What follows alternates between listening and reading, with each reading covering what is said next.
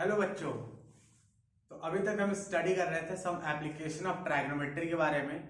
और some application of ट्राइग्नोमेट्री जो chapter है उसके एग्जाम्पल हमने स्टार्ट कर दिए थे। ठीक है, पिछले वीडियो में कुछ एग्जाम्पल हमने सॉल्व किया है और बाकी के बचे हुए एग्जाम्पल्स हम इस वीडियो में सॉल्व करने वाले हैं। तो एग्जाम्पल नंबर 5 से स्टार्ट करते हैं, क्योंकि पिछले वीडियो में एग्जाम्पल नंबर 4 तक हमने सॉल्व कर लिया। ठीक है, तो अगर आपको एग्जाम्पल नंबर 1 से देखना हो तो आप देख सकते हो।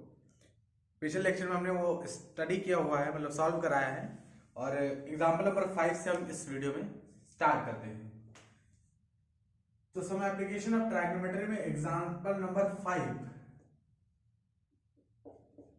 एग्जाम्पल नंबर 5 देखिए क्या है। स्टडी करते पहले इसे क्वेश्चंस को कि the shadow of a tower standing on a level ground is found to be 40 meter longer when the sun altitude is 30 degree than when it is 60 degree. Find the height of the tower. ठीक है, पहले हमने बताया आपसे कि जब भी आप ट्राइग्नोमेट्री का सवाल लगा रहे हो, जब भी आप इस तरह का सम एप्लीकेशन ऑफ ट्राइग्नोमेट्री के इस तरह के क्वेश्चंस, हाइट एंड डिस्टेंस के क्वेश्चन सॉल्व करने हो ट्राइग्नोमेट्री के, उस केस में ये कंपलसरी है कि आप क्वेश्चंस को पढ़ने के बाद उसका फिगर जरूर बनाएं। तो सबसे पहले चलिए फिगर बना लेते हैं। इसमें जो बातें बताई गई हैं एग्जाम्पल में, उसी हिसाब से, उसी के अकॉर्डिंग हम फिगर बनाते हैं। ठीक है, तो बताया ये गया है कि जैसे एक ये लेवल ग्राउंड है और यहां पर एक टावर लगा हुआ है, टावर ऐसे लगा हुआ है। ठीक है, बिल्कुल स्ट्रेट।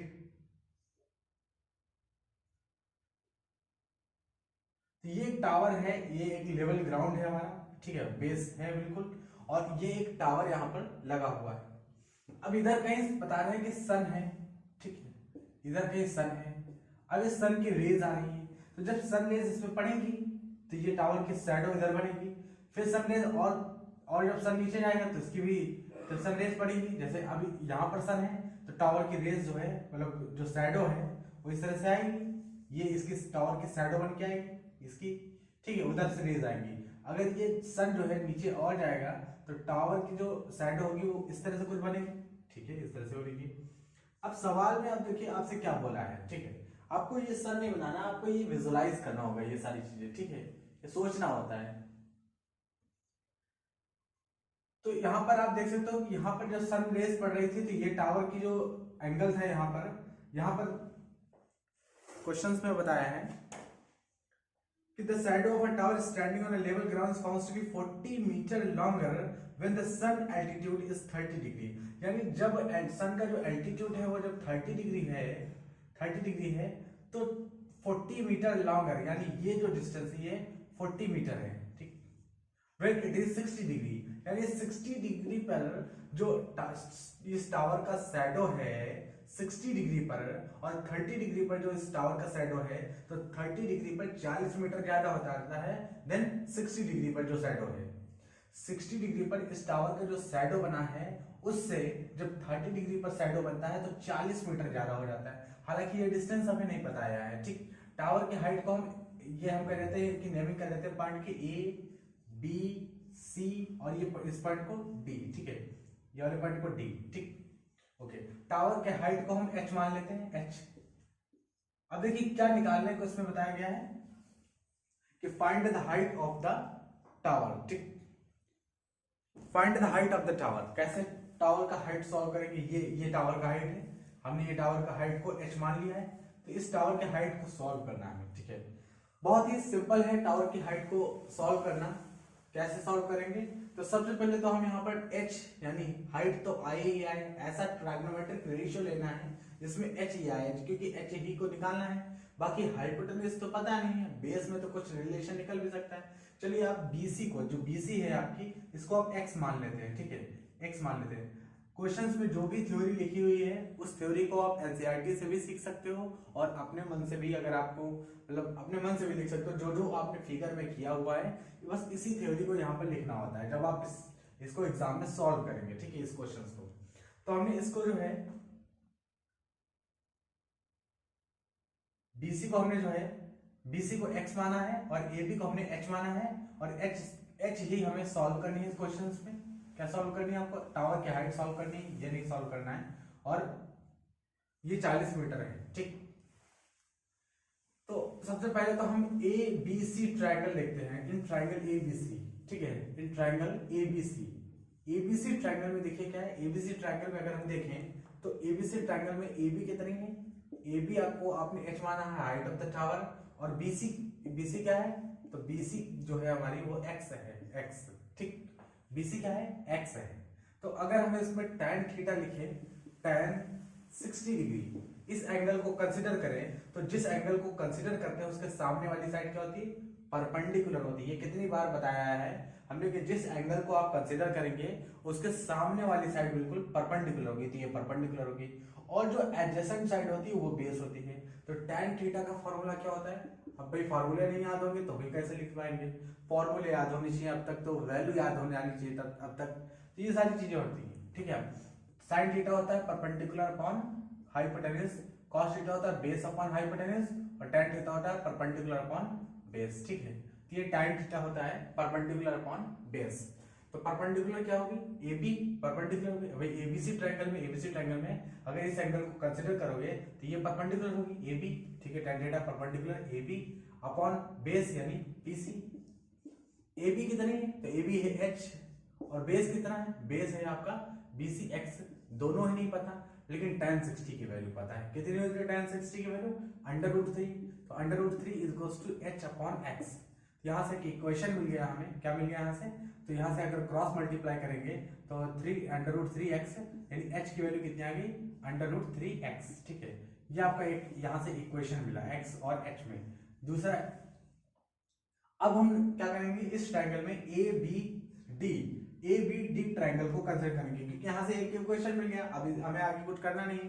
आगे जो है अब इस ट्रायंगल से नहीं मतलब, अब हम ए बी डी ट्रायंगल में जो काम हमने ए बी सी में किया है वही काम ए बी डी में करना है, कुछ तो रिलेशन निकलेगा ही।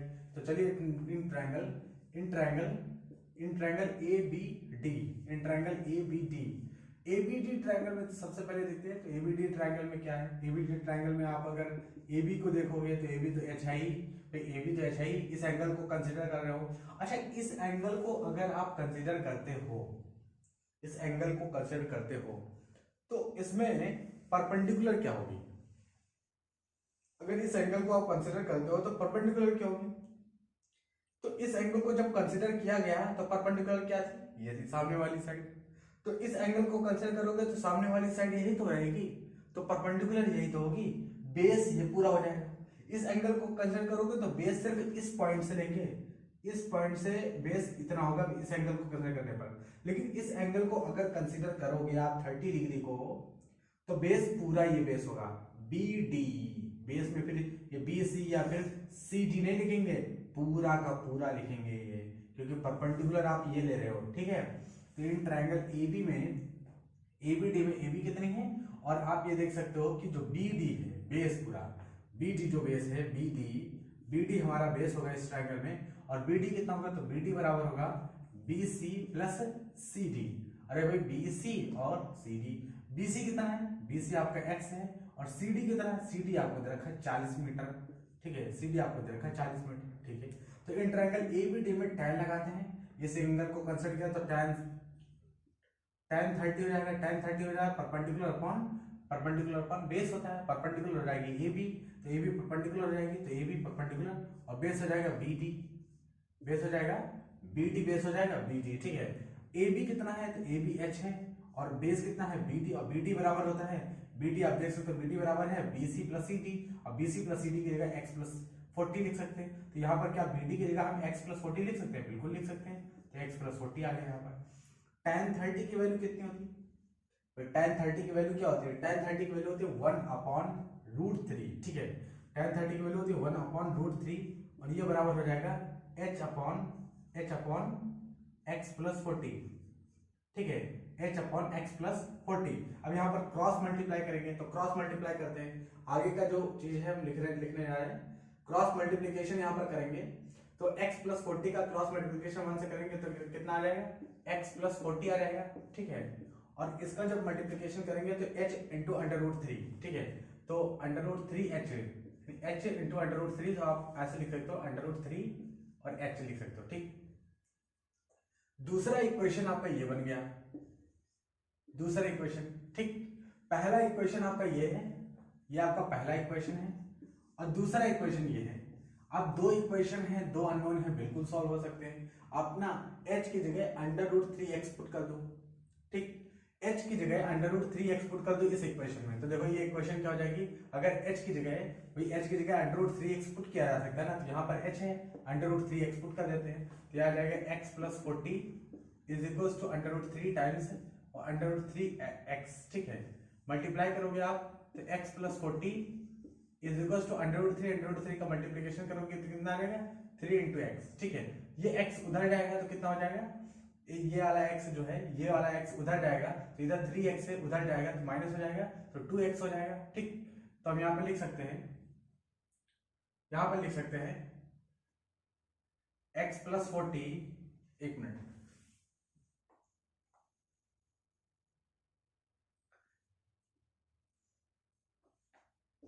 x जो है x + 40 है, x को उधर लेके जाएंगे तो इधर देखो 40 = 3x - x, तो 40 = 2x, और तो x की वैल्यू कितना है, x = आ गया 40/2, 2 से कैंसिल करेंगे तो x की वैल्यू आ जाएगी 2 × 2 = 4, ठीक है, यानी 20। x का वैल्यू कितना आ गया 20 आ गया, x का वैल्यू, ठीक। x का वैल्यू 20 आ गया। आप देख सकते हो स्टेप हमने कैसे किया, इस तरह से पहले सवाल किया, फिर ये किया, फिर उसके बाद ये लिखा है, ठीक है। तो ये x प्लस कितना आ गया 20, x = 20 आ गया। अगर x 20 आ गया, अगर x 20 आ गया तो यहाँ पर 20 रख सकते हैं। यहाँ पर अगर आपने 20 लिख दिया तो h की वैल्यू कितनी आ गई 20√3, 20√3, तो यहाँ से h का वैल्यू आ गया। आपसे क्या पूछा था, हाइट ऑफ द टावर पूछा था, तो आपसे हाइट ऑफ द टावर कितना आ गया 20√3। यही हमारा आंसर होगा इस सवाल का, ठीक है। यही हमारा बच्चों आंसर होगा इस सवाल का 20√3, ठीक है। आई होप आपको बहुत अच्छे से ये चीजें समझ में आ गई होंगी। सबसे पहले दोनों ट्रायंगल को हमने कंसीडर किया है, ABC ट्रायंगल को कंसीडर किया है, फिर उसके बाद ABD ट्रायंगल को।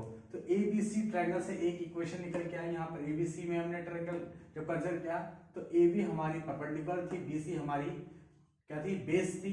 ये परपेंडिकुलर होगी, ये बेस होगी, क्योंकि सामने वाली साइड हमेशा परपेंडिकुलर होती है और एडजेसेंट साइड हमेशा बेस होती है, ठीक है। तो इस तरह से tan 60 लगाया, यहाँ पर tan 60 का रूट लिखा, √3 tan 60 की वैल्यू होती है √3 परपेंडिकुलर, यानी h/x हो जाएगा, यहाँ से इक्वेशन मिली। फिर उसके बाद हमने जो है ABD दूसरे ट्रायंगल में हमने इस इक्वेशन को लगाया, तो बिल्कुल उसी तरह से दूसरी इक्वेशन हमें मिल गई। दूसरी पहली इक्वेशन दूसरी इक्वेशन को एलिमिनेट करिए x और h, तो वहां से x की वैल्यू 20 आई, यानी एक तरह से आपने ये भी निकाल दिया कि ये डिस्टेंस कितनी होगी, ये डिस्टेंस कितनी होगी, तो ये x का वैल्यू हो जाएगी और ये हो जाएगी 20 मीटर, ठीक है। ये डिस्टेंस हो जाएगी 20 मीटर, ठीक। उसके बाद आप 20 मीटर होगी x की वैल्यू, x यहाँ पर रखेंगे तो हाइट आ गई 20 × √3 मीटर, ठीक है। तो हाइट ऑफ द टावर कितनी होगी, तो हाइट ऑफ द टावर होगी 20 × √3 मीटर। इस तरह से आप सवाल को सॉल्व करेंगे, ठीक है।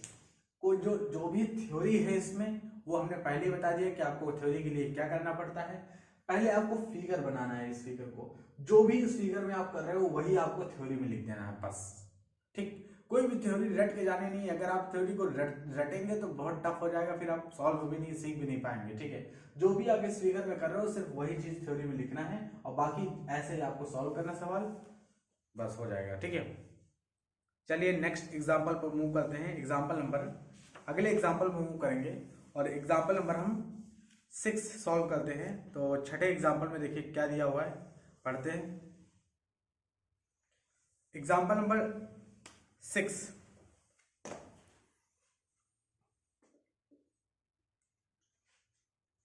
the angle of depression of the top and the bottom of an 8-meter tall building from the top of a multi-storied building are 30 and 45 respectively. Find the height of the multi-storied building and the distance between the two buildings, top and bottom, ठीक है। तो सबसे पहले इस questions का क्या करेंगे, height and distance question लगाने का तरीका ये है कि सबसे पहले आप फिगर बनाओ, ठीक है। तो ये एक ग्राउंड लेवल ले लेते हैं सबसे पहले, तो ये एक ग्राउंड लेवल है। इस ग्राउंड लेवल में ये 8 मीटर की टाल बिल्डिंग खड़ी हुई है, ठीक है। ये कौन सी 8 मीटर की टाल बिल्डिंग है, इसका ये टॉप पॉइंट है और ये एक बॉटम पॉइंट है। इसी के जस्ट सामने एक बिल्डिंग है मल्टी स्टोरी, यानी बहुत ऊंची बिल्डिंग है, ये ऊंची बिल्डिंग है, मल्टी स्टोर, मतलब कई मंजिल की ये बिल्डिंग है, खड़ी हुई है, इसके सामने जस्ट है।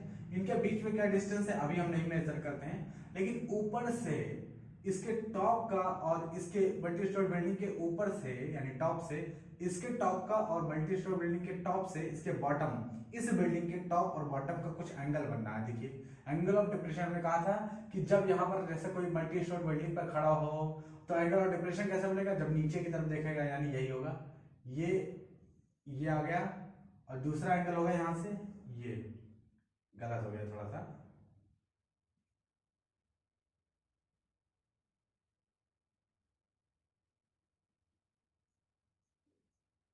इसके बॉटम का एंगल कैसे बनेगा,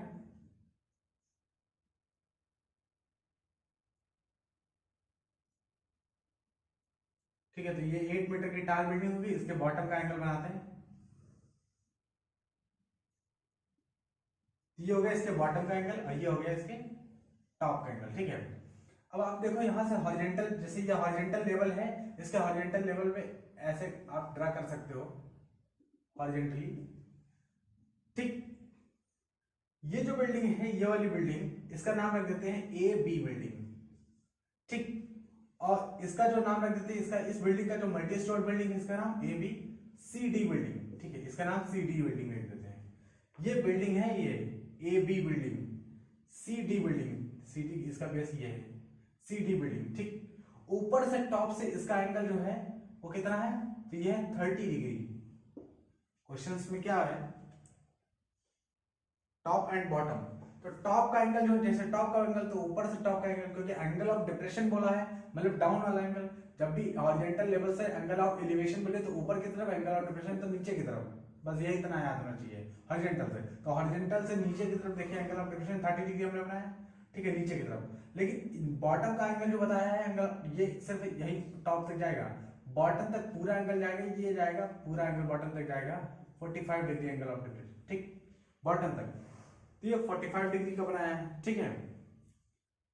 और find the height of the multi stored building and the distance between the two buildings, ठीक है। तो ये जो मल्टी स्टोर्ड बिल्डिंग है, इसकी हाइट हम h ले लेते हैं, तो ये पूछा है हमसे, और इनके बीच का जो डिस्टेंस है BC, x मान लेते हैं, x मान लेते हैं, तो ये हमें डिस्टेंस पूछा है, ठीक है। तो ये डिस्टेंस पूछा है और ये हाइट पूछी है। कैसे सॉल्व करेंगे इस सवाल को, सबसे पहले तो देखिए कैसे सॉल्व करा जाएगा।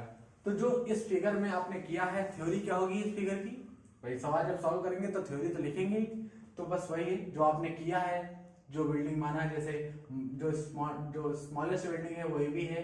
इस बिल्डिंग का हाइट आपको दे रखा है, इस बिल्डिंग का हाइट कितना है, 8 मीटर दे रखा है, 8 मीटर, इसका हाइट आपको निकालना है, ठीक। ये एंगल आप समझते हो, ये एंगल देखो आप, ऊपर वाले एंगल, टॉप एंगल को कितना दे रखा है, 30 डिग्री। क्या हम ये कर सकते हैं कि ये ग्राउंड लेवल है, बिल्कुल ग्राउंड लेवल है, ठीक है।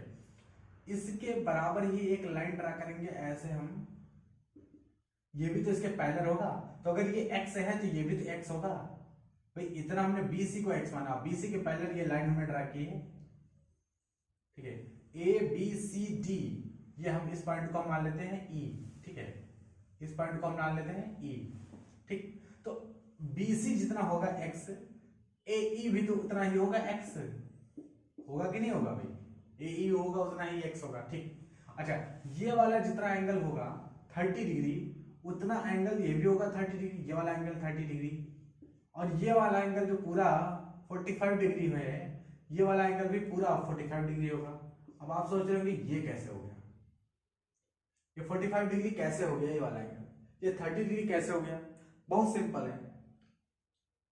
अगर ये एंगल 30 डिग्री है, ये पूरा, तो देखिए हॉरिजॉन्टल से अगर आप लोगे तो ये एंगल 30 डिग्री है, पूरा का पूरा 90 डिग्री है कि नहीं, पूरा एंगल 90 डिग्री, हॉरिजॉन्टल से इस लाइन का पूरा एंगल 90 डिग्री है, इतना 30 डिग्री, तो बचा कितना, 60 डिग्री, 60 डिग्री बचा। अगर 60 डिग्री बचा, ठीक, 60 डिग्री बचा, तो इस पूरे ट्रायंगल में देखो, इस पूरे ट्रायंगल में देखो, अगर ये 60 डिग्री बच गया और ये 90 है, ये 60 है, तो ये 30 आ जाएगा भाई, 90, 60 और 30 मिलके ही 180 बनेगा ना, ठीक है। तो दो एंगल पता है, तो तीसरा 130 डिग्री होगा ही, ठीक। तो ये आ गया। बिल्कुल वैसे ही ये भी एंगल निकालेंगे, ये पूरा का पूरा जो है कितना है, पूरा का पूरा जो है 90 डिग्री है, अगर इतना 45 हो गया तो ये कितना बचा 45 बचा भाई, 45 बचा। ये 90 डिग्री पहले से है, ये 45 है, ये 90 डिग्री, अरे ये 45, ये आप देख लेना, ये 45 है बता रहे हैं, क्योंकि ये 45 है तो ये भी 45 होगा ना, तभी तो पूरा 90 होगा। तो ये 45, ये 90, तो ये 45। ठीक, आई होप आपको ये चीज समझ में आ गई होगी। तो ये इस तरह से हम एंगल इनको निकालेंगे, 30 डिग्री या 45 डिग्री। अब हम ट्रायंगल में जो है हाइट एंड डिस्टेंस यानी ट्रायगोनोमेट्री लगाते हैं, फिर उसके बाद देखते हैं क्या होता है। तो आप एक चीज देखो, यहाँ पर एक चीज और ऑब्जर्व करते हैं। आप एक चीज देखो कि ए और बी का हाइट कितना है, ए और बी का हाइट कितना है, ए और बी का हाइट 8 मीटर है, 8 मीटर। तो जब ए और बी का हाइट 8 मीटर है, बिल्कुल पैरेलल हमने ड्रा किया है, तो ई और सी का हाइट भी तो 8 मीटर होगा भाई। जितना हाइट, जैसे हमने कहा कि बी और सी का डिस्टेंस x है माना है, तो ये भी x होगा पैरेलल। तो ए और बी का हाइट 8 मीटर है, तो ई और सी का हाइट भी तो 8 मीटर होगा, इतना लेंथ तो 8 मीटर होगा। तो ये 8 मीटर है, ये 8 मीटर है, तो पूरा h रखने की जरूरत नहीं है, हमने गलत किया था, ये पहले नहीं लिखना था, पहले ये चीजें हमें बना लेनी चाहिए थी। ठीक, कहने का मतलब है कि पहले किसी अननोन को मत मान लेना, लास्ट में बिल्कुल मानना। जो सारे पैरेलल जो लाइंस होती हैं इनको ड्रा करके जो लेंथ होता है वो मान लिया जाता है पहले। ठीक है, तो ए बी कितना है, ए बी है 8 मीटर। ए बी अगर 8 मीटर है तो ई सी भी 8 मीटर ही होगा। हमें जो निकालनी है वो ये निकालनी है डी ई। डी को आप एच मान सकते हो, डी को आप एच मान सकते हो, डी ई को हमने एच माना है, ये याद रखना, पूरा का पूरा नहीं माना है, सिर्फ डी ई, क्योंकि डी ई अननोन है बस केवल, बाकी ई सी तो 8 मीटर होगा इसके पहले। ठीक, अब हम ट्रायंगल ए ई डी में लगाते हैं, ए ई डी, इस ए ई डी ट्रायंगल में लगाते हैं। In triangle A E D triangle में देखिए क्या है, ए ई डी ट्रायंगल में अगर आप इस एंगल को कंसीडर कर रहे हो तो सामने वाली साइड क्या होगी, परपेंडिकुलर होगी। ठीक है, तो हम एंगल लिखते हैं tan 30 क्या होगा, परपेंडिकुलर। परपेंडिकुलर क्या होगी, ये परपेंडिकुलर होगी डीई परपेंडिकुलर होगी, तो परपेंडिकुलर डीई अपन बेस क्या होगा, तो बेस होगा ए बी, ए बी नहीं होगा, ए ई होगा। ठीक है, डीई कितनी है, तो डीई को अभी अभी हमने माना है कि डी ई एच माना है, तो एच हो गया। और ए ई कितना है, तो ए ई भी नहीं पता, ए ई भी नहीं पता, चलिए एक्स माना है भाई, ये एक्स है तो ये भी एक्स होगा, तो ये एक्स हो गया। ठीक है, यानी tan 30 की वैल्यू क्या होती है, tan 30 होती है 1/√3।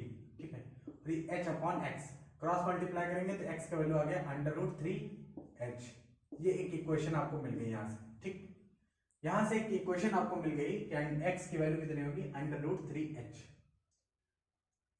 अब हम इस ट्रायंगल में सॉल्व करेंगे, इस ट्रायंगल में लगाएंगे D B C D triangle. ठीक है, इस ट्रायंगल में लगाते हैं in triangle B C D triangle में अगर हम tan 45 लगाएंगे, तो tan 45 क्या होगा, अगर आप इस एंगल को कंसीडर करोगे तो पूरा का पूरा ये परपेंडिकुलर होगा। ठीक, पूरा का पूरा परपेंडिकुलर होगा, पूरा कितना है, सी डी पूरा है, तो परपेंडिकुलर हो जाएगा सी डी, परपेंडिकुलर हो जाएगा सी डी, और बेस क्या हो जाएगा, बेस हो जाएगा बी सी। ठीक है, बेस हो जाएगा बी सी। भाई tan 45 आपने ये एंगल कंसीडर किया है, जब आपने ये एंगल कंसीडर किया है तो सामने वाली साइड क्या होगी, सामने वाली साइड होगी परपेंडिकुलर, तो पूरी की पूरी साइड परपेंडिकुलर होगी ना, पूरी की पूरी साइड परपेंडिकुलर होगी, और ये हमारा बेस हो जाएगा। जब ये एंगल कंसीडर करोगे तो सामने वाली साइड परपेंडिकुलर, तो यहीं तक होगी हॉरिजॉन्टल तक। ऐसा नहीं कि ये एंगल कंसीडर कर दो पूरी लिख दोगे परपेंडिकुलर, नहीं, हॉरिजॉन्टल तक लिखेंगे, क्योंकि 30 डिग्री सिर्फ यहीं तक है बस केवल। ठीक, 45 ये पूरा है तो पूरा लिखेंगे परपेंडिकुलर अपॉन बेस। सी और डी को ध्यान से अगर देखो, सी और डी को, तो सी डी ध्यान से देखने पर सीई प्लस ई डी बराबर है। भाई सी डी जो है सीई और ई डी के बराबर है, सी डी पूरी जो है सीई और ई डी के बराबर है। ठीक, और ये बी सी तो है ही हमारी एक्स। ठीक है, तो बी सी लिख देते हैं। यानी फाइनली अगर हम चाहें तो यहाँ पर क्या लिख सकते हैं, फाइनली ये है कि सीई कितना है, सीई तो सीई 8 मीटर है। ठीक है, 8 मीटर है, और ई डी कितनी, ई डी एच माना है हमने, एच माना है। ठीक है, एच माना है, और BC कितनी है, तो BC आपकी x है, जितनी ये x है।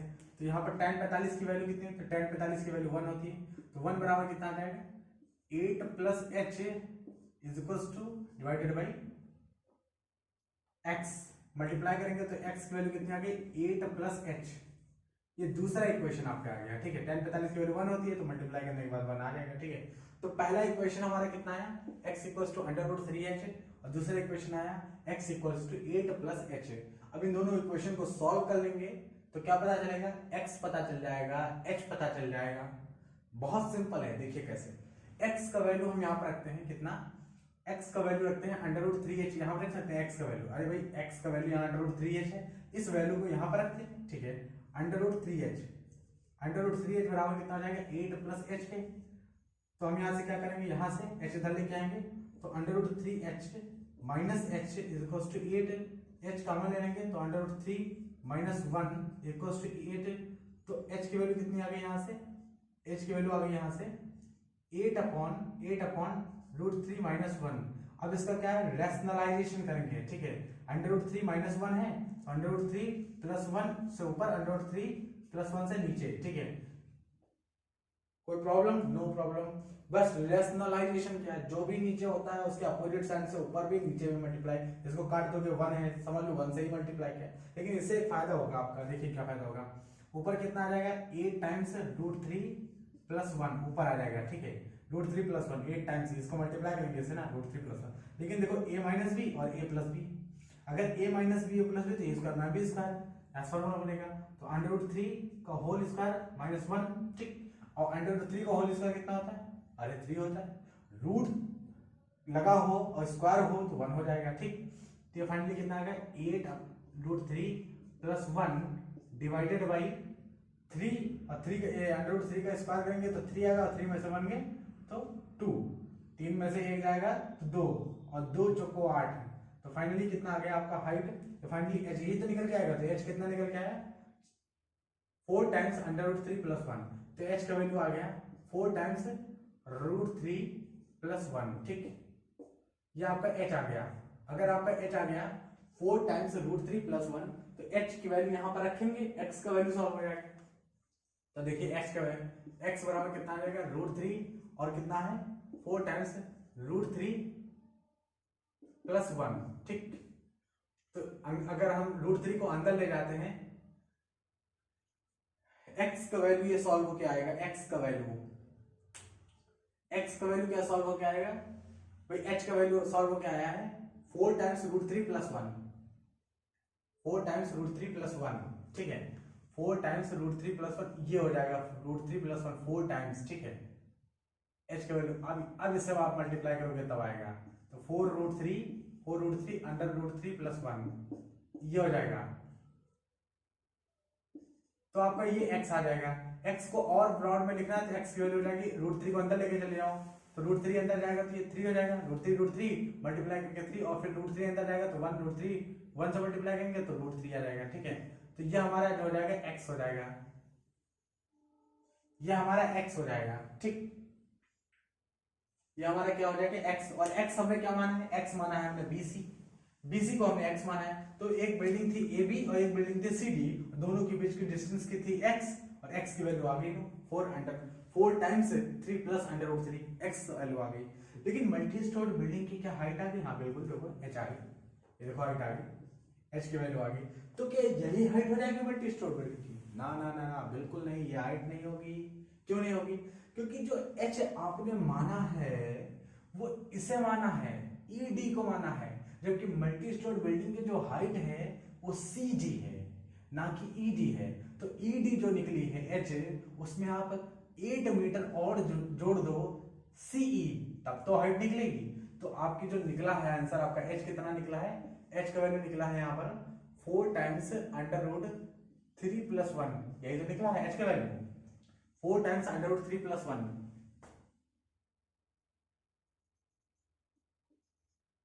4 टाइम्स √3 प्लस 1। इसमें जो है फाइनल अगर आपको निकालना है CD जो है मल्टी स्टोर बिल्डिंग की हाइट CD है, इसमें आपको क्या करना पड़ेगा, 8 मीटर जोड़ना पड़ेगा।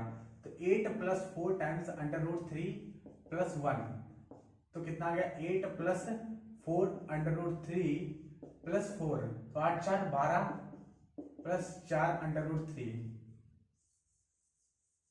ठीक है। 4 कॉमन ले सकते हो तो 4 अगर कॉमन ले लिया आप यहाँ से तो 4 3 12 आ गया, और ये √3, ठीक है, √3 4 अंडर रूट 3 आ जाएगा। ठीक है, तो आपकी हाइट जो सी डी है मल्टी स्टोर बिल्डिंग की, वो हाइट कितनी होगी? हाइट कितनी होगी? 4 टाइम्स 3 प्लस अंडर रूट 3। ये क्या कुछ आपने ऑब्जर्व किया भाई? सीडी जो है, सीडी मल्टी स्टोरी बिल्डिंग है ना, इसकी हाइट कितनी? 4 टाइम्स अंडर रूट 3 और 3 प्लस अंडर रूट 3। ठीक है, सीडी हाइट आ गई आपकी। ओके, ये पूछा था आपसे क्वेश्चंस में। और आपसे बीसी जो डिस्टेंस है दोनों बिल्डिंग के बीच में, ये भी पूछा था। ये कितना है? ये एक्स है। ठीक है, अब क्वेश्चंस में कोई चीज आपने ऑब्जर्व की, एक बहुत ही अच्छी चीज ऑब्जर्व करने वाली इस क्वेश्चंस में ये है कि जो आप देख रहे हो मल्टी स्टोरी बिल्डिंग की जो हाइट है सीडी, वो जितनी है उतनी ही बीच में डिस्टेंस है। देखो एक्स की वैल्यू जो है 4 टाइम्स 3 प्लस अंडर रूट 3, उतनी ही डिस्टेंस है, यानी हाइट और डिस्टेंस बराबर है। ये क्या अपने आप हो गया? मतलब कैसे हो गया ये?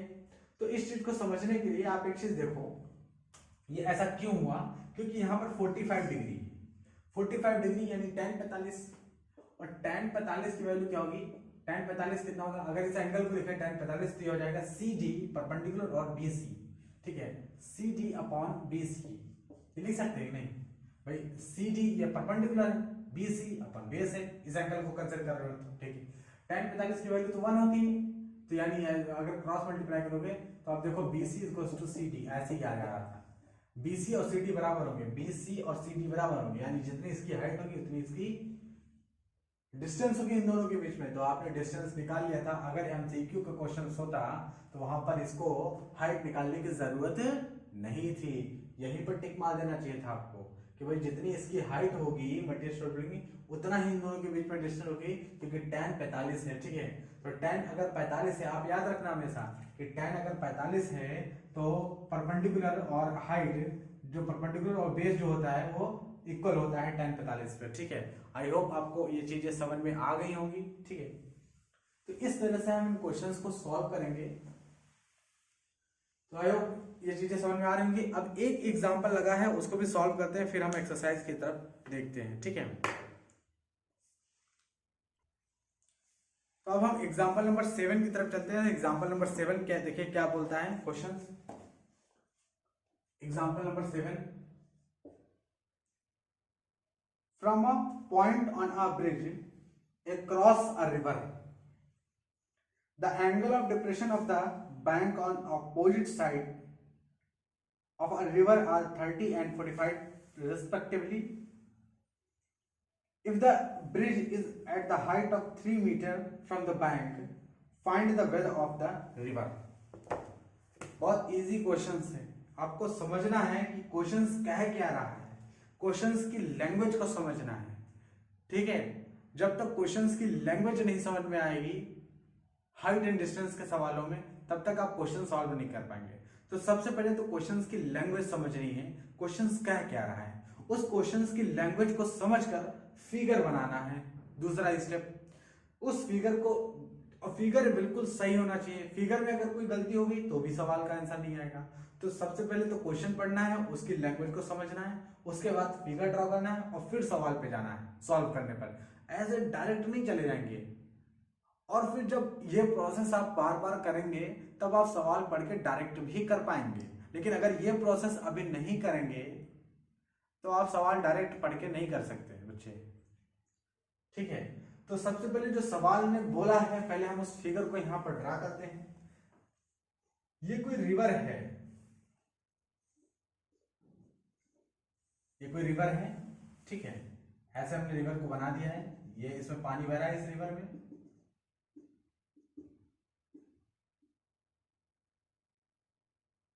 ठीक, ये कोई एक रिवर है जिसमें पानी बह रहा है। ओके, और यहां पर हम एक ब्रिज बना देते हैं, ये थोड़ा सा ज्यादा टिल्ट हो गया, फिगर बन नहीं पाएगा जिस तरह से क्वेश्चंस में बताया गया, उस तरह का फिगर ड्रा नहीं पाता, इसलिए हमने रफ कर दिया। तो देखिए फिगर की बहुत इंपॉर्टेंस है इस तरह के सवालों में।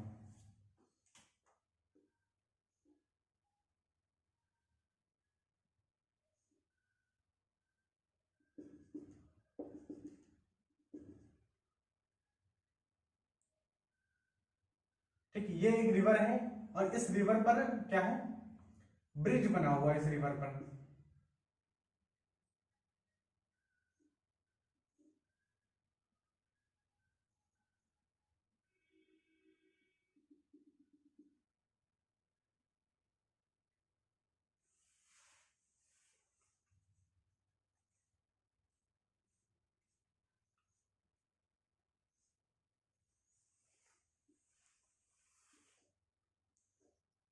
ये ब्रिज है, ये रिवर है नीचे से, और ये ऐसे ब्रिज उधर जो है बना हुआ है। ठीक है,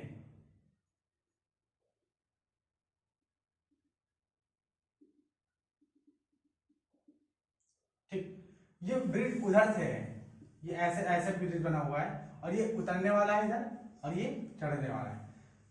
ये जो रिवर है, इस रिवर के ये बैंक से किनारे हैं, ठीक है, बैंक में किनारे हैं, ठीक है, इस रिवर के।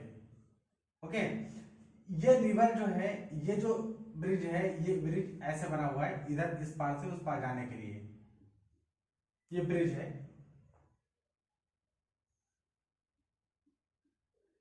ये ब्रिज इस पार से ऐसे चढ़ के इस पार से इस पार जाने के लिए ये ब्रिज बना हुआ है। इन्होंने कहा कि ब्रिज के एक पॉइंट पर आपको करना क्या है, एक पॉइंट से हमने देखा, एक पॉइंट से ये देखा कि दोनों किनारे के जो एंगल ऑफ डिप्रेशन है वो 30 डिग्री 45 डिग्री है। जैसे इस किनारे का जो एंगल ऑफ डिप्रेशन है वो 30 डिग्री है हॉरिजॉन्टल से, ठीक, हॉरिजॉन्टल से ये 30 डिग्री है, और एक किनारे का जो एंगल ऑफ डिप्रेशन है हॉरिजॉन्टल से वो कितना है, 45 डिग्री। क्या हॉरिजॉन्टल है तो ये 45 डिग्री है, ठीक है। दूसरे किनारे का एंगल ऑफ, तो ये हमारा फिगर है। जो पिछला वाला जो फिगर हमने ड्रा किया था इससे पहले, तो थोड़ा सा गंदा हो गया था, गलत हो गया था, तो ब्लर हो गया था, दिख नहीं रहा था उसमें चीजें, तो हमने बाद में दोबारा फिगर ड्रा किया है। और अब हम इस फिगर से, ये जो फिगर है बिल्कुल क्लीन है, इस फिगर से हम दिए गए प्रॉब्लम्स को अच्छे से समझ सकेंगे, ठीक है। सबसे पहले इस फिगर में यह बताया है कि एक रिवर है, रिवर बन गई, फ्लो कर रही है रिवर, ठीक है। इस रिवर पर एक ब्रिज बना हुआ है, तो ये ब्रिज है हमारा, ये ब्रिज पूरा है, इसे पर से इधर चढ़ने वाला है, ये ब्रिज है। आप इसे इमेजिन कर पा रहे होंगे, ठीक है। ब्रिज पर एक पॉइंट से हमने क्या देखा कि जो एंगल ऑफ डिप्रेशन दोनों किनारों के, ये एंगल है, एंगल ऑफ डिप्रेशन हॉरिजॉन्टल से, ये एंगल ऑफ डिप्रेशन वो 30 डिग्री और 45 डिग्री है, ठीक है। और ब्रिज के किनारे से और इस पुल की जो हाइट है, ब्रिज की हाइट है, यानी नदी के किनारे से, यानी बैंक, रिवर के बैंक से, और इस ब्रिज की जो हाइट है वो 3 मीटर है, तो यहाँ भी 3 मीटर, ये भी 3 मीटर ही होगी, ठीक है। ये भी आपका 3 मीटर दिया गया है, ठीक है। आपसे पूछा क्या सवाल में, पूछा सवाल में है कि इस नदी का जो है क्या वेध होगा, यानी ये जो लंबाई है, ये जो चौड़ाई है नदी का वो कितना होगा, ये आपसे सवाल किया गया है, ठीक है।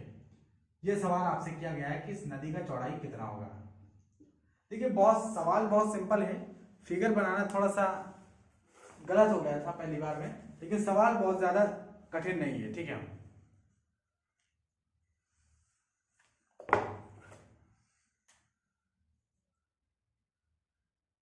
इस वेध को ही पूछा गया है, फाइंड द वेध ऑफ द रिवर, ठीक है। तो रिवर की वेध को ये आपसे पूछा गया है।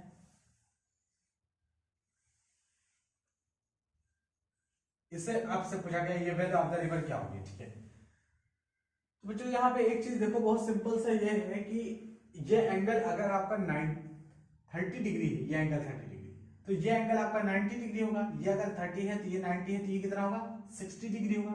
नहीं समझ में आया, यहां से हम क्या करते हैं, एक परपेंडिकुलर ड्रा कर लेते हैं, इस पे परपेंडिकुलर ड्रा कर लेते हैं। अब यहां से समझ में आएगा, ये 30 है तो ये कितना होगा, 60 होगा। 30 है तो ये 60 होगा, 60 30 90, पूरा पूरा तो 90 होना ही होना है।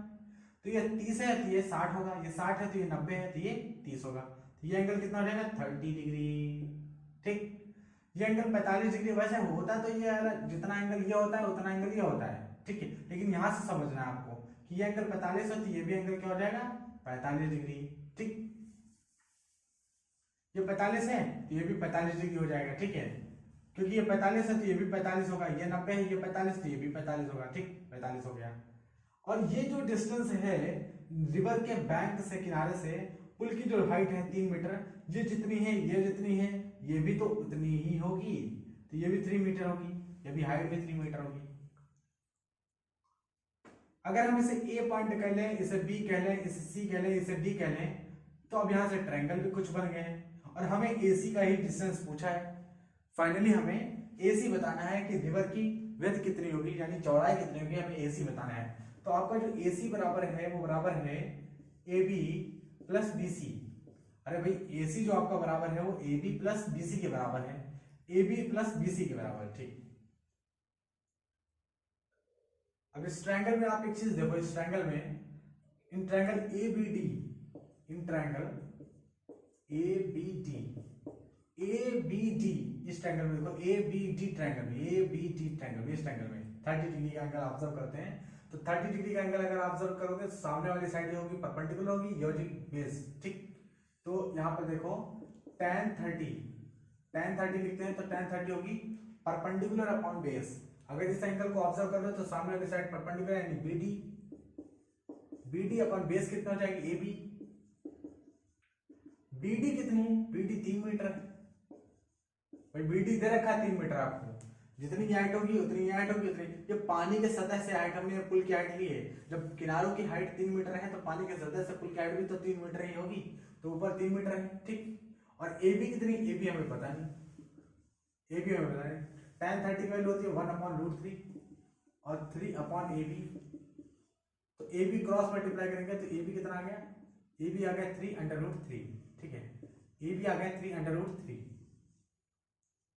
AB कितना आ गया आपका, AB आ गया 3/√3, ठीक। AB पता चल गया।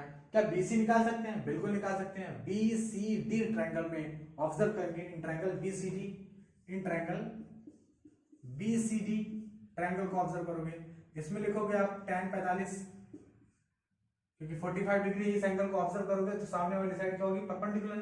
तो परपेंडिकुलर क्या होगी, BD, भाई परपेंडिकुलर ये BD हो जाएगी ना, और बेस क्या हो जाएगा BC।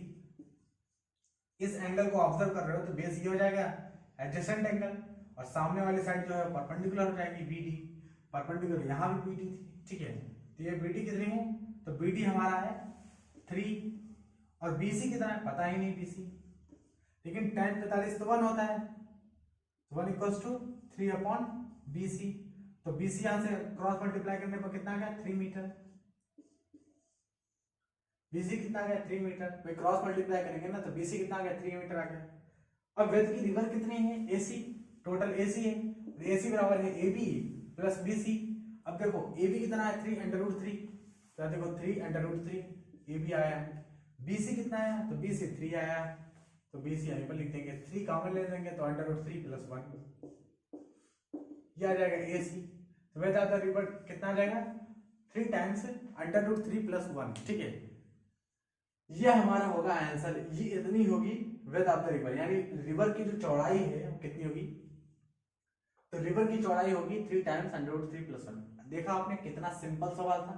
सवाल बहुत सिंपल होते हैं हाइट एंड डिस्टेंस के, बहुत कठिन नहीं होते हैं। ट्राइगोनोमेट्री का एप्लीकेशन करना होता है, सवाल बहुत सिंपल होते हैं, बस फिगर आपसे कभी कभी हो सकता है ना बने, तो फिगर एग्जैक्टली देखो हमारा क्या हुआ था, क्वेश्चन में फिगर जो है थोड़ा सा गंदा हो गया था और उसमें समझ में हम नहीं आ रहा था कि फिगर में 30 डिग्री एंगल कहाँ है, 45 डिग्री एंगल कहाँ है। उससे क्या होगा, सवाल की कैलकुलेशंस पे, आपके सवाल के इक्वेशंस पे फर्क पड़ता।